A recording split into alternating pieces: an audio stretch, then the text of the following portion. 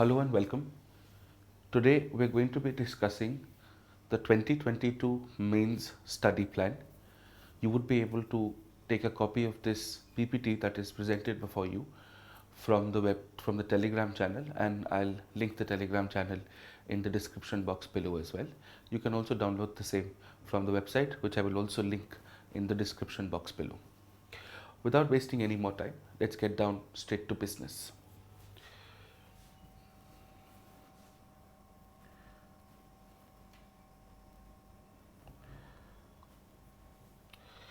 We're going to be discussing four very important essentials. First, we will be referring to what are the broad goals that you should be achieving in the next 90 days or so. Two, what are the basic rules of preparing for the mains exam? Three, what are the sources that you must refer to? And fourth, what should your broad study plan or your timeline be? In addition to this, I will make a separate video, a single video covering all forms of answer writing, the structures, the formats, the themes, the standard points that could be written in a separate video, and I will release that in a day or so. Please make sure you do watch this. It will help you immensely to write more effective and better answers. Let's begin with the goals and let's understand what is it that we are referring to. Your goals are very simple. As much as possible, you should try and achieve the following three things. One, you should be able to do 2 general studies and 2 optional revisions by the 15th of September 2022. This may sound aspirational, but this should be your end goal. Apart from this, you should be able to do 2 tests for each of the GS papers, papers 1, 2, 3, 4, and of course 2 full-length tests for your optional subjects. In addition to this, you should of course be looking at doing at least 4 to 5 tests on different sets of themes. For example, one would be on environment, the other would be on a philosophy-based test, the other would be, let us say, on polity, the other would be on governance, say IR or social issues for that matter. So you should pick out 4-5 themes, and you should be able to do at least one full essay timed on it. You should prepare for all of them, but you should at least write 4 to 5 essays within the next 90 days or so. And on a daily basis, whatever you study, whatever is your daily consumption for the day, based on that, you should write about 3 to 5 answers, timed answers, every day on what you studied on that day. Your 10 markers should be written in approximately 6 to 7 minutes. Your 12 and a half markers should be written in approximately 8 to 9 minutes, and your 20 markers, which are essentially your case studies, I'm talking only about the general studies part, the 20 markers, which are your case studies, should be written in approximately 12 to 13 minutes. So I'm sure you can take out approximately an hour every day, an hour and a half. You don't have to do this in one go. You can take 10 minutes out at any time during the day, write one answer, take another 10 minutes out, write another answer, and so on and so forth. This will help you immensely to get the fear of answer writing out of your minds, because there is an unnecessary hype around it. But answer writing is a very straightforward exercise. It's not complicated. They're not looking for an X factor. They're not looking for something which is very ingenuous. They're looking for simple, crisp, effective answers that simply answer what is being asked in the question. These are your basic goals, and you should build your timeline around these basic goals. Now, the UPSC preparation has, especially for the mains exam, has certain basic rules of the game. The first and the most important is the syllabus and previous year questions are your holy textbooks as far as the exam is concerned. You must understand that the prelims is more open-ended, the mains is not. Because the syllabus is fairly detailed And from 2013 onwards, when the pattern has changed, you can correlate the syllabus with the kind of questions that have been asked from those specific points in the syllabus. You will be able to very clearly determine what is important and what is not. What are the kind of questions that are asked? What are the kind of questions that are not asked? For example, we're going to be starting with the ethics course for the mains in one day, followed by social security, social issues and governance, followed by polity, followed by IR and internal security. All of this will be done on the YouTube channel. You will notice that I will begin every lecture with a specific point in the syllabus and the previous year questions that have been asked from that point. That will always be my key approach. Like for example, in polity, fundamental rights is a part of the first line of your polity syllabus. Now, if you've seen the past year papers, you will understand that if the Supreme Court has already given a judgment on an issue violating fundamental rights, then you would be asked the implications of that issue. For example, right to privacy. But if the judgment has not come as yet it is a very, very important issue which is in the mainstream media.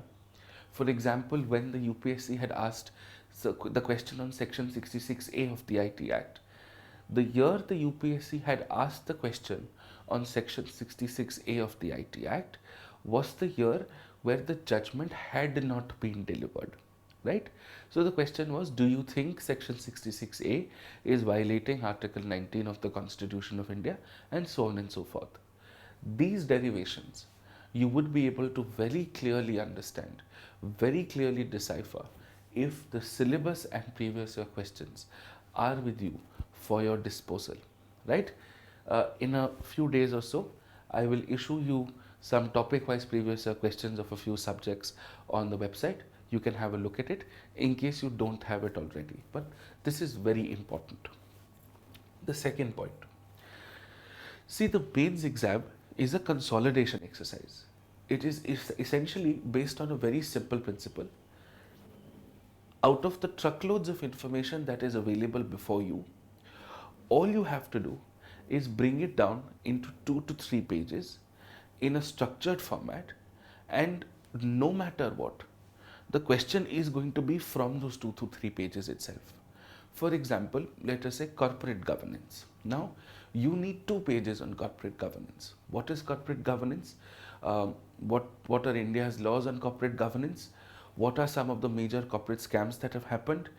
Internationally, how is corporate governance dealt with? How are the laws adequate?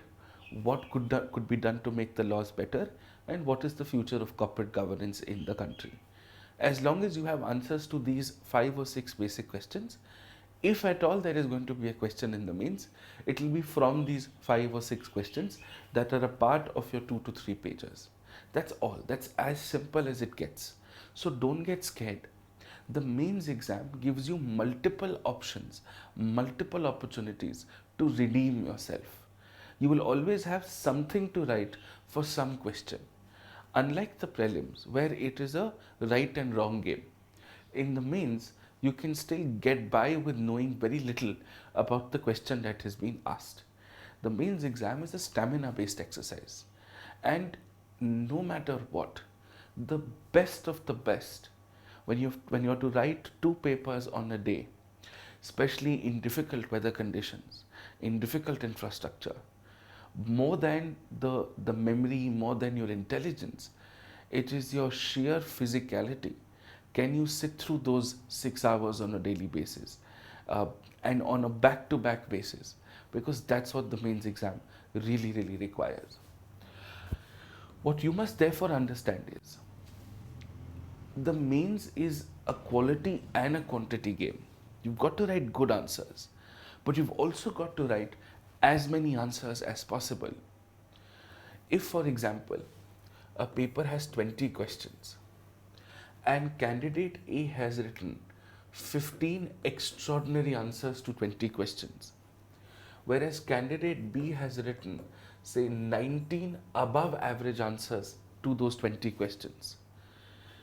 Between candidate A and candidate B, I can give it to you in writing. Candidate B is going to get more marks.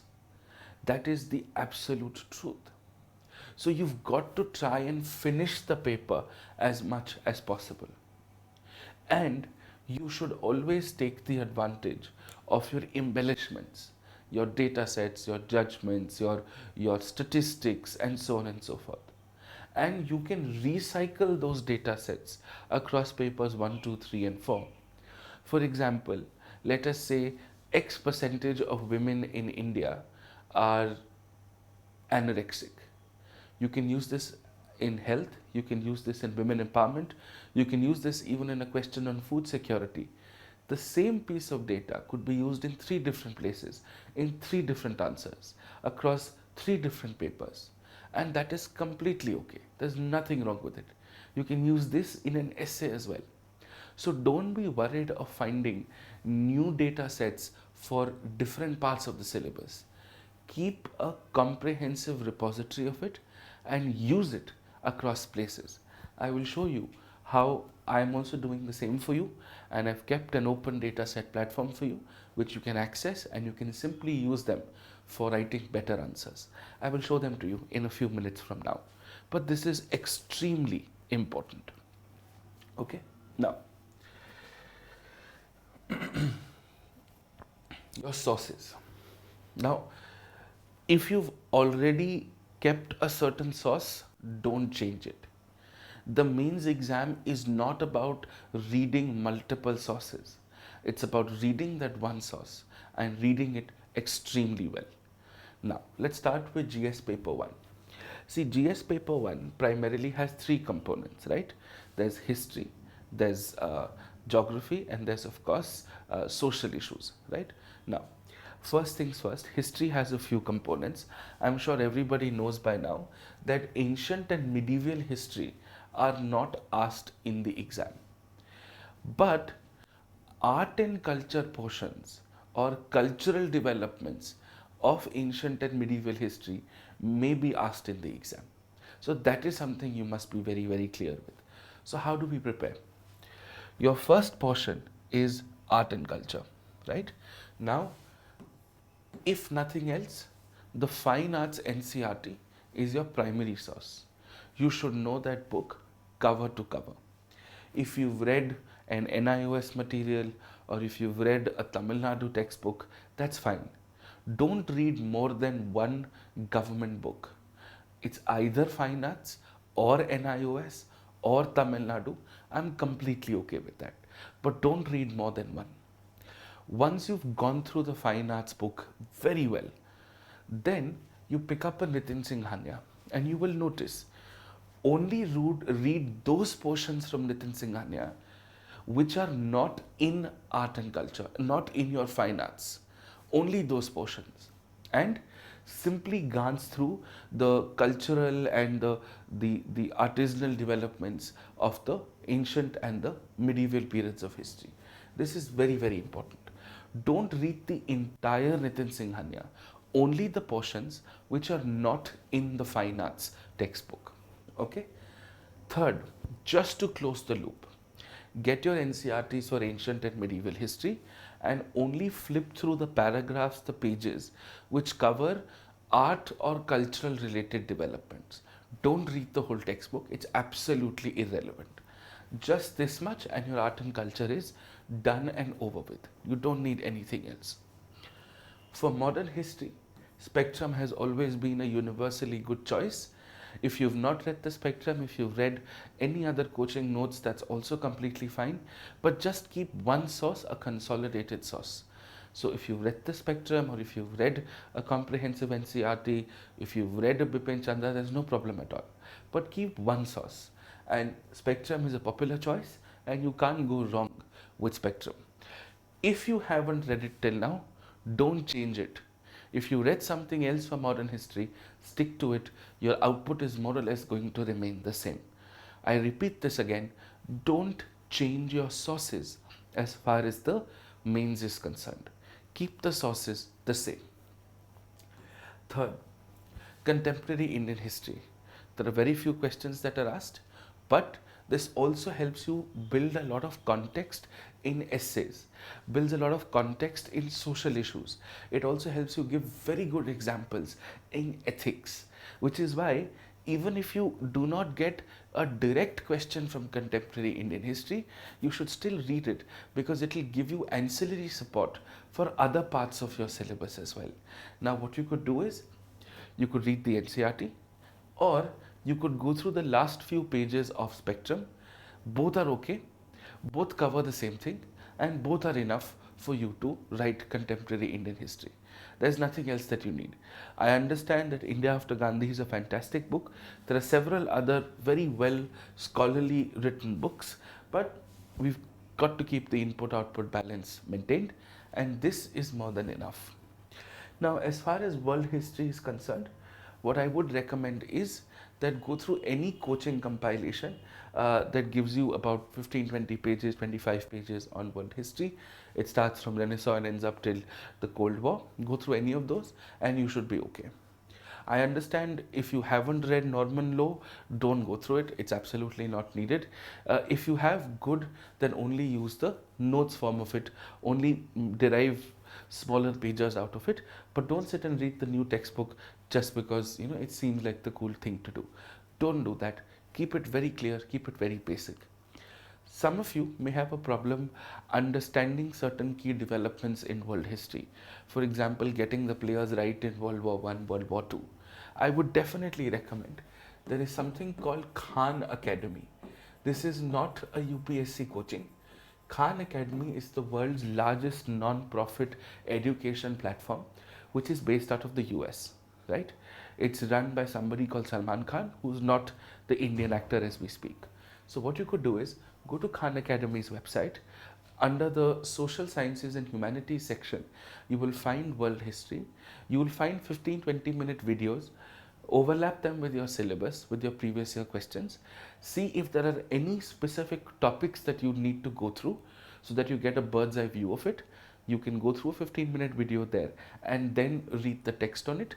You would be covered, because a lot of people after the pre would have not touched world history. This will give you enough of a context.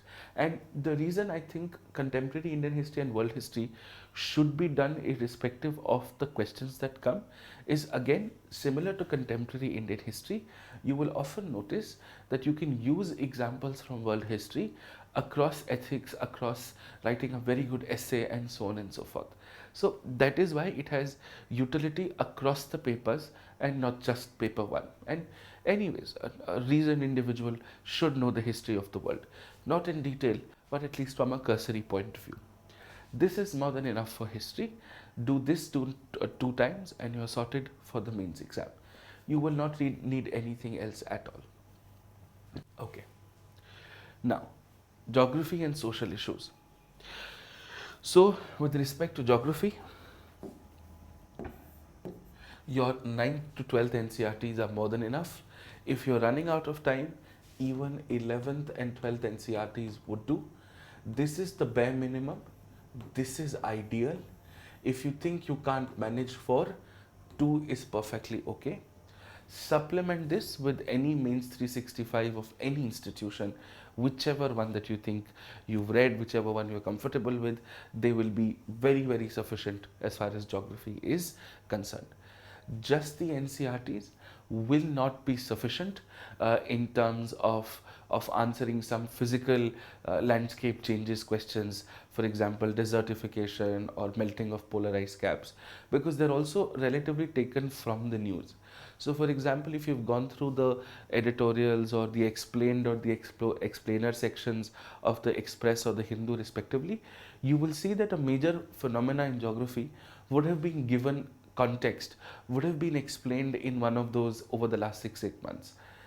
Just do that. That will also help you get your basics of geography right. And for example, if desertification, there was a question, it's because desertification was in the news. There was an Indian Express explained on desertification, and that was largely what the question was. So this is more than enough. This should take care of your geography. Now, social issues. As you would know, I'll take a crash course. I'll take a crash course on YouTube entirely free, of course, between the 1st to the 15th of July. And this is where it gets a little more interesting. See, uh,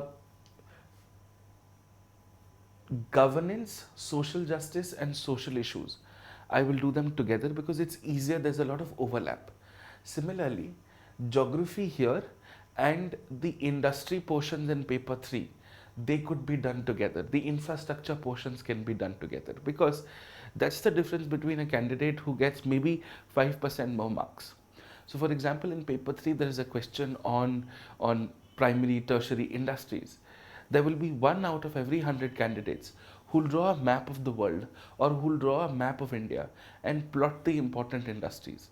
And that will give you that extra edge, which is why I often recommend that geography portions and say agriculture, infrastructure, and industry portions of paper 3, they should be done together. Social issues, governance, social justice, they have a lot of commonality in terms of vulnerable sections and so on and so forth. They should be done together. And the governance, the half of governance and one third of paper 4, ethics, have a very strong overlap. So administrative ethics, ethics and public administration, anti-corruption, transparency, and governance have a lot of overlap. So you could do them together, you will save time. So when you study, for example, RTI has to be studied in a way that you will be able to answer an ethics question on it, a governance question on it. You might be able to use it in polity as well. You may also be able to use it in an essay as well. But you've got to study it once. You don't study 4 different types of RTI, 4 different forms of RTI, formats of RTI for 4 different types of the syllabus. So find a common entity and just do that. For example, corruption or the study of anti-corruption. So when you're studying corruption or anti-corruption, this is extremely important. Corruption for governance, for ethics, in terms of CBI for polity and essay. You should have those 3 to 4 pages covering all dimensions of corruption. What is corruption? What is the philosophical basis of corruption? Why does corruption happen? What are the different forms of corruption? What are Indian laws on it? Where does India stand globally on corruption? What are the problems with Indian laws, institutions? How can we make them better? And why is corruption largely a problem in a society or a government? If you're able to answer those questions, you should be able to answer any question that comes in the mains from that point of view as well. Right? So this is important. This is something that you must very, very clearly know. Right? So this takes care of social issues.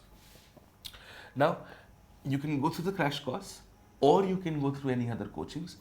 Please don't do both. I'll be very honest with you. Please don't do both. If you're doing any other coaching institutes or if you're doing any other 365, that's enough. Your time is more important than the views on my YouTube channel, right? So if you're doing something else, that's okay, that's fine. Stick to it. There's absolutely no problem. But please don't do both the sources.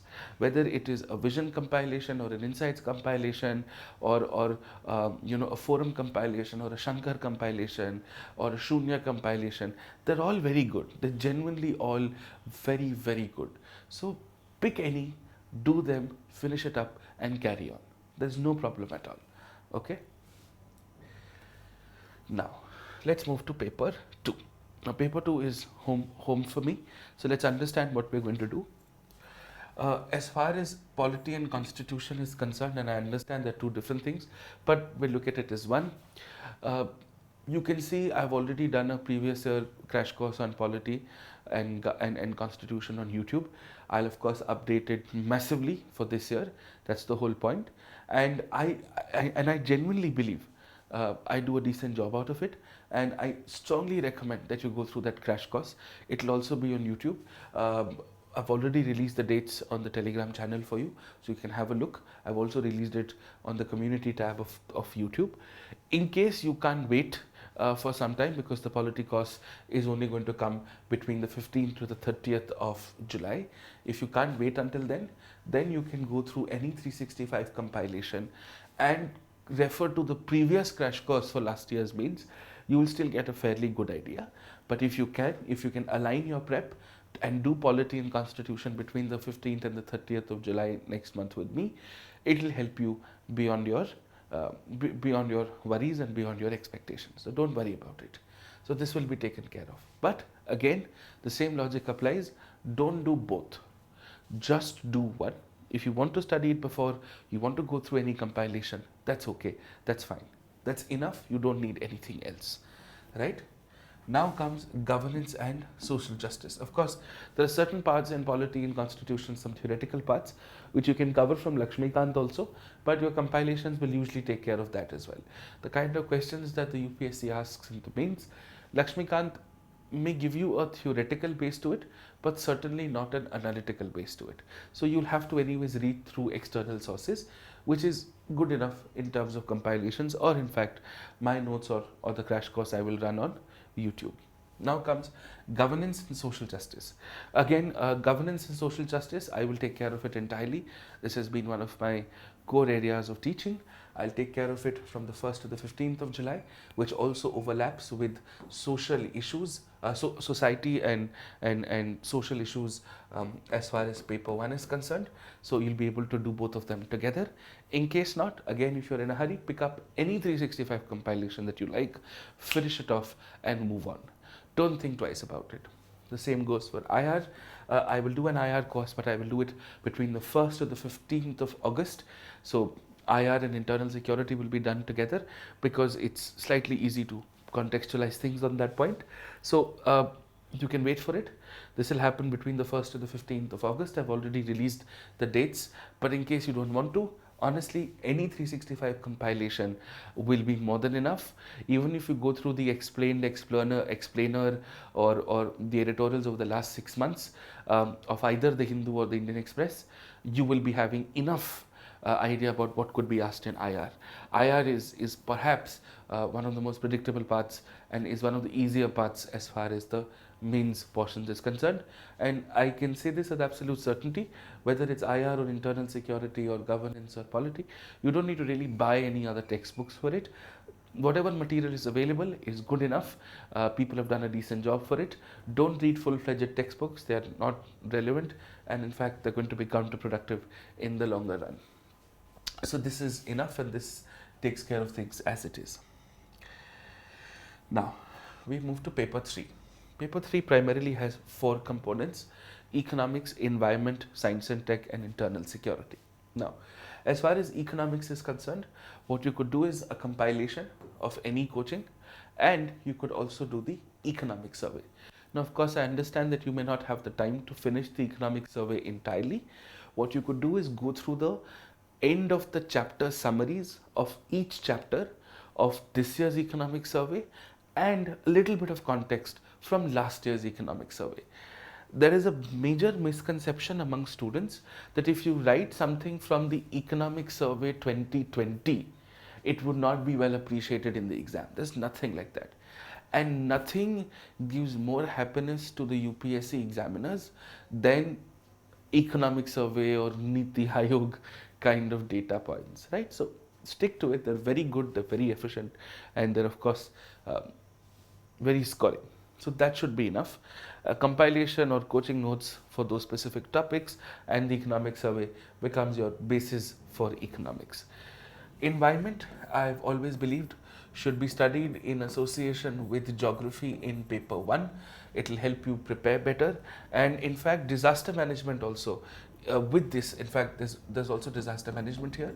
So disaster management, geography and environment therefore become the holy trinity, and they should be studied together. Again, disaster management will be enough, more than enough, from any compilation of any institution. You don't need to read technical guidelines, NDMA guidelines, NDMA textbooks, nothing like that. If you've gone through a compilation, they would have covered it from those sources anyway, so you don't have to really get into a lot of details around it. So that is more than enough. So environment, again, a 365 compilation or a standard textbook which covers those portions from the mains, that's more than enough. Don't look at reading IPCC reports or reading IUCN databases. None of that is important. Again, science and tech, a compilation is genuinely more than enough. This and your explained or explainer or editorials will take care of any current developments, and you'll be able to answer sufficiently. Don't go beyond these basic sources. Do them over and over again. You would be very, very happy with what your current level of preparation is. Internal security, again, I'll do a crash course between the 1st to the 15th of August with IR. You can do that. If you're in a hurry, you could do any 365 compilation, and that will take care of things. You don't need to do anything else. Internal security is very short, crisp, concise, and sweet. Very standardized questions that are asked. You don't need to get into the technicalities and the pulse and the skin of all of it. This is more than enough. Again, textbooks are not particularly needed, required, or relevant for the ones that are currently available. This should take care of most of your things, right? Now comes GS paper 4. This becomes a little tricky because most of what is available in GS paper 4 may not necessarily be good enough. So first things first, GS paper 4, when you're writing the actual exam, attempt the case studies first and then attempt the theory part, which is the first part of the ethics paper. We're starting the crash course in a day for ethics. I will give you an example matrix for it. I'll give you topic-wise discussions of 2 pages on each. We'll cross-reference past year papers. You will be good to go. But if you've already studied something else for ethics, for example, I know there is a gentleman called Mr. Brijender who teaches at Vajiram. His ethics notes are genuinely very, very good. There is Lukman, which also does a decent job of ethics. There's also somebody called Atul Garg who also does good examples on ethics. So these are the 3 other sources that if you'd like to, you can go ahead. If you're choosing either of the 3, don't do the crash course. It's not good to duplicate your time and resources. If you're doing the crash course, then don't do any of the other sources. I'll take care of everything that is relevant as far as the exam is concerned. The key is stick to a source, keep doing it, keep practicing it. You would be okay. You'll reach a point of your educational equilibrium. So these are your primary sources. Now, once you have your primary sources in place, you can now look at a broad additional set of sources. Now, these are things that people don't often talk about, but they're fantastic. For example, there's a document called India at 75, which was released by the Niti Aayog a few years ago.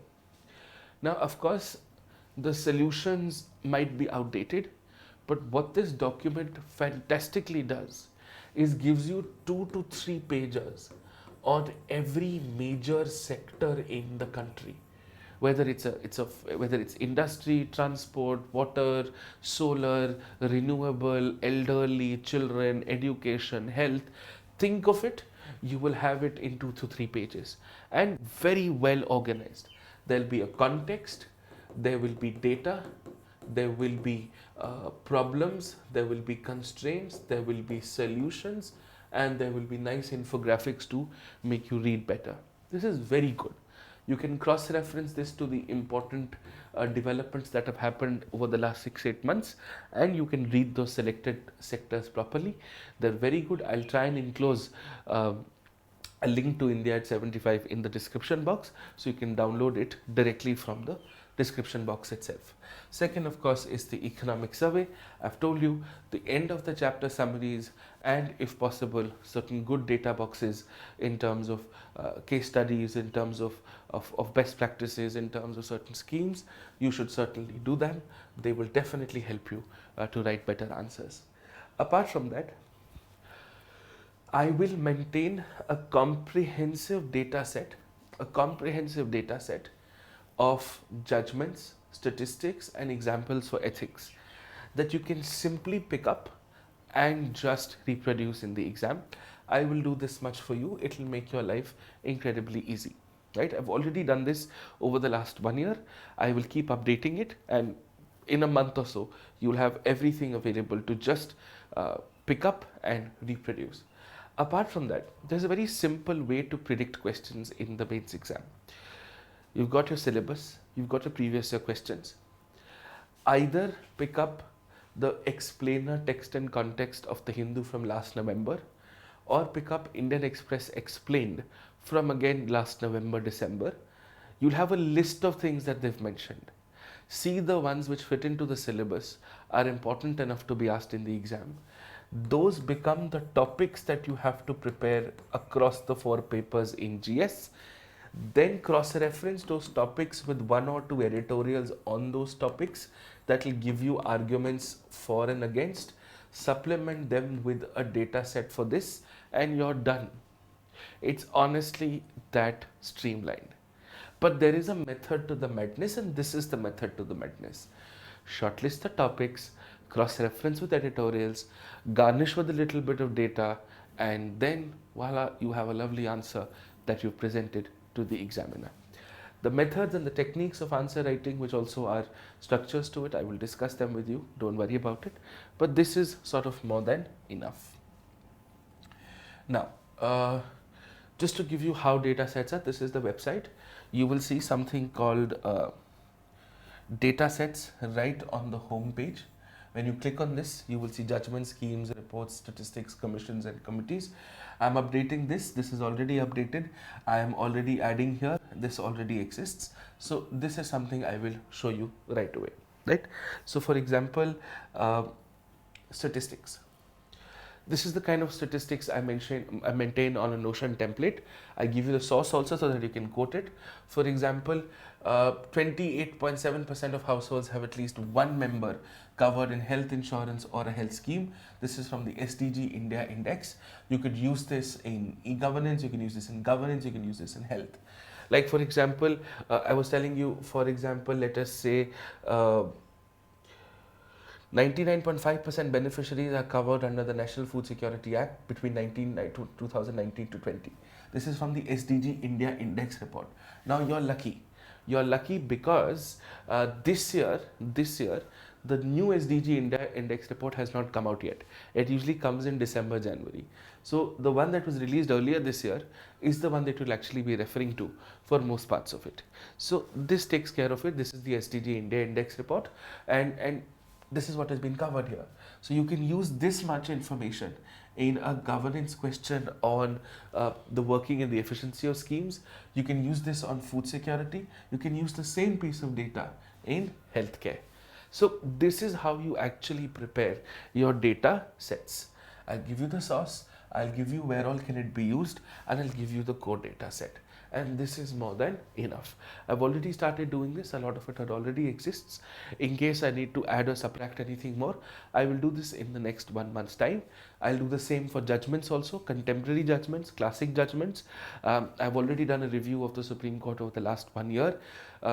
Thankfully for you, in 2021, in 2022, there has not been a single constitutional bench per se that has actually sat and delivered a significant judgment as far as the Supreme Court is concerned, which means there is not a lot that has happened from the Supreme Court side in 2022, a little bit here or there in 2021, but again not much because of the pandemic. But this is largely what the ecosystem holds for us. So this has already been done for you. Check the website and you'll understand what I'm talking about, and this takes care of your larger issues of examples. Now let's look at your broad study plan. In case you have a study plan already, in case you are a senior civil servant who's already aligned to a mains test series schedule, by all means stick to it. There's nothing wrong with it. At the end of the day, they'll also make you prepare the same thing twice. And in case you're somebody who's a little clueless, who's not able to organize prep in a certain way, this might be able to help you. I've divided your entire time into 13.5 weeks because you've got approximately 13.5 weeks. So the idea here is within the first 6 weeks, your entire revision of the optional has to be done. Your week or your day gets divided into 3 parts. Now, whether a week has 7 days and you want to do 4 days for something and 3 days for something else, that's okay. If on a daily basis you want to spend 3 hours on something and 3 hours on something and 3 hours on something, that is also okay. That depends on your personal choice. My recommendation would be do multiple things on a daily basis because it will also get you in the mood of the exam. because you're going to be writing multiple subjects on a daily basis. So you should have the ability to switch from subject base A to subject base B, right?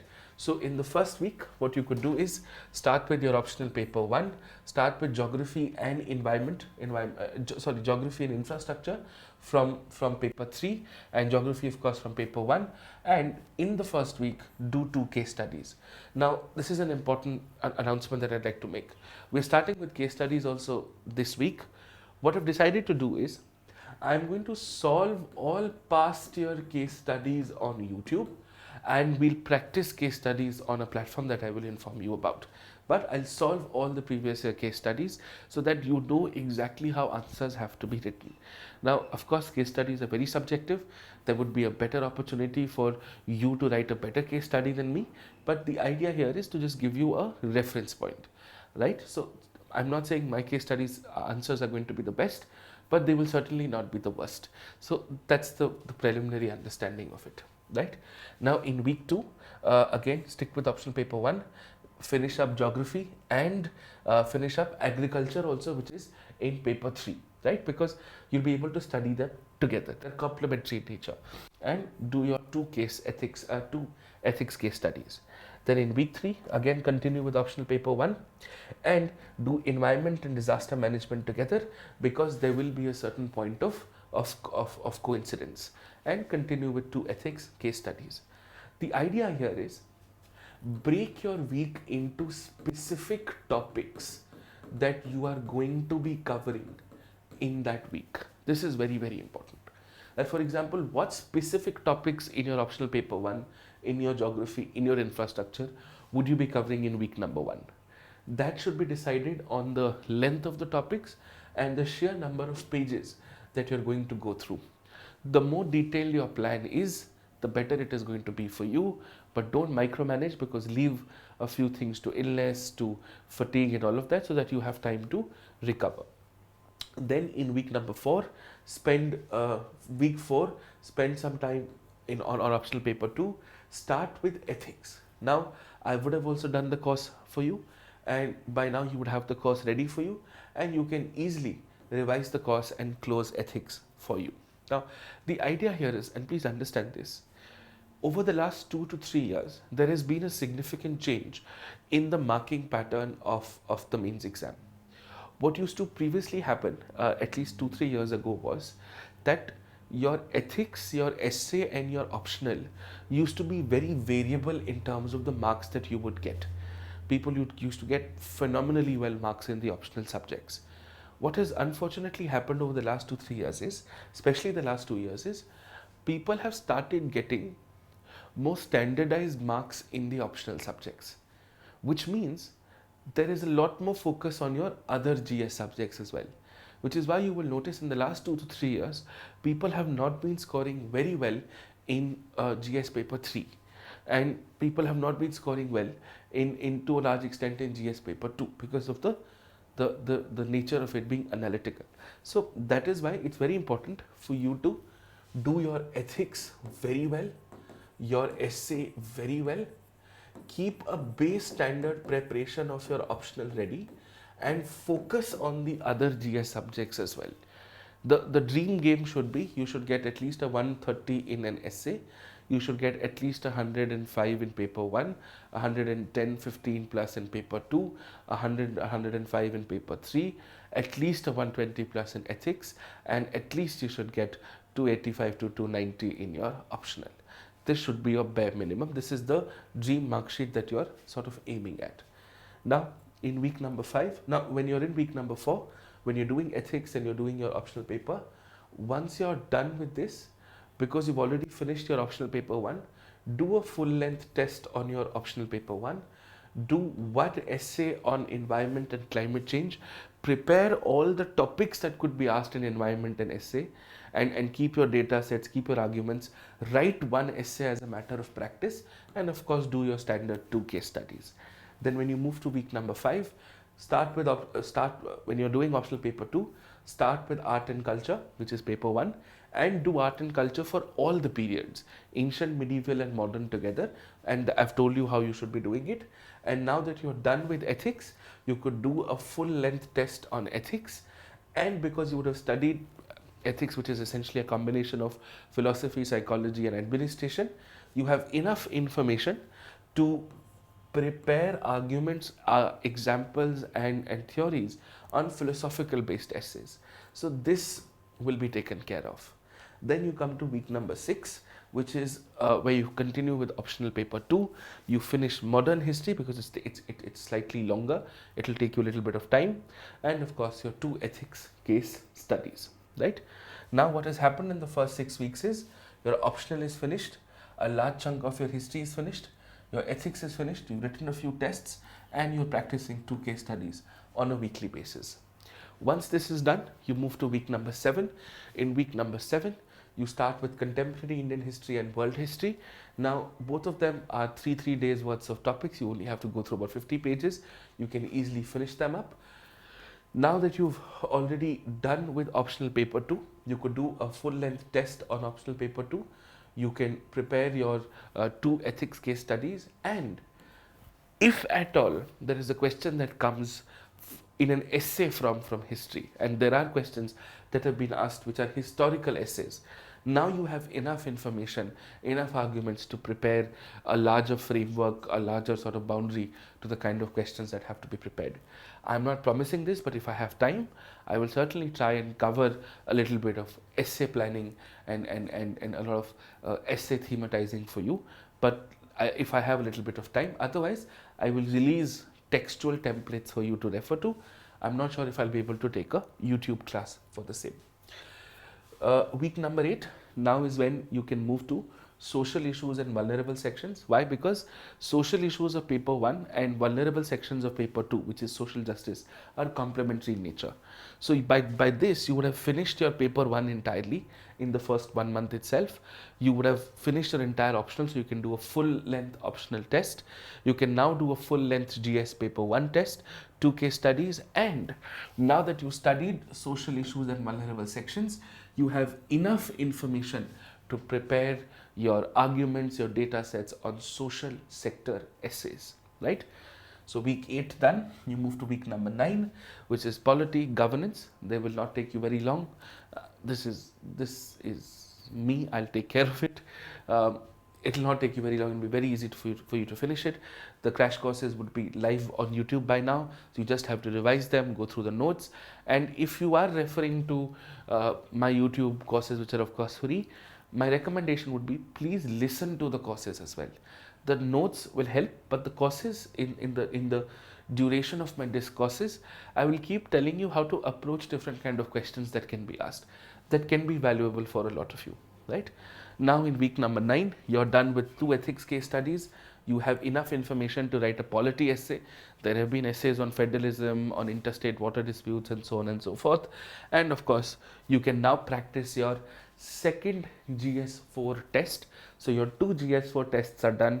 You've written your 2 case studies, you've written multiple essays, and you've had a significant amount of coverage by now. Once you're done with this, you can now move to week number 10, 11, 12, 13 and 13.5. Week number 10, finish your IR and internal security. Finish your IR and internal security. I've given you the sources. With this, paper 2 gets completed. So you can do a full length test here. You can also get enough information to prepare sort of notes and diagrams and everything for or information for your IR essays. And of course, you can now do a full length GS1 test again, because it will help you revise it for the second time. So by now you've had 2 full length GS tests done and 2 full length GS paper 4 tests done, right? Now with internal security being done, spend a week on eco and science and tech. Once you're done with it, towards the end of the week, write a full length GS paper 3 test. Now that you've done science and tech, you have enough information to prepare a tech related essay, write it, and now do a GS paper 2 full length test. So now you've done 2 tests for GS paper 2 as well. Then you move to week number 12. This is when you take a good chunk and do a second quick revision of the optional subject that you've prepared in a consolidated notes form. Supplement it with a full length test. After that, do your 2 case studies, and you can do a GS3 full length test. So you've now done 2 GS3 full length tests as well. Now you're in the final 2 weeks, the final week. Quickly put everything together, revise paper 4, paper 3 in week 13, paper 2 and paper 1 in the first half of the of week number 13.5. The reason I'm asking you to do this is because when you do GS paper 4 and 3, because your latter papers are GS paper 3 and 4, and by the time you finish GS paper 2, paper 1, it'll be time for you to write your essays, and of course then write paper 1 and 2, which are conducted on the same day. So this will of course take care of your timetable. You're free to tweak it the way you want to. If you're running it according to a mains test series, that's also completely fine. There's nothing wrong with it. So this is it. The results for the prelims are expected around the 24th or the 25th of this month. And if you are confident enough that you're going to be clearing the exam, please start preparing without any delay. I wish you all the best, and if there's anything else that I can do for you, please let me know. Good luck, and I will see you very, very often, because now is our time to work as hard as you, so that you're able to do well. Thank you. Bye bye.